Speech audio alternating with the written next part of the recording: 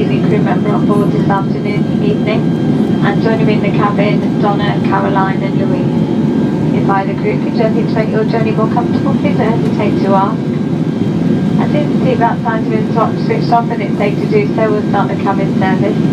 And this evening in Club York, we're coming through the light meal, complimentary drinks at the bar with your choice of tea or coffee, and in Euro Traveller will be serving complimentary refreshments. Flight time back to Heathrow Terminal 1 is just around 55 minutes, so please do sit back and relax and enjoy the short flight.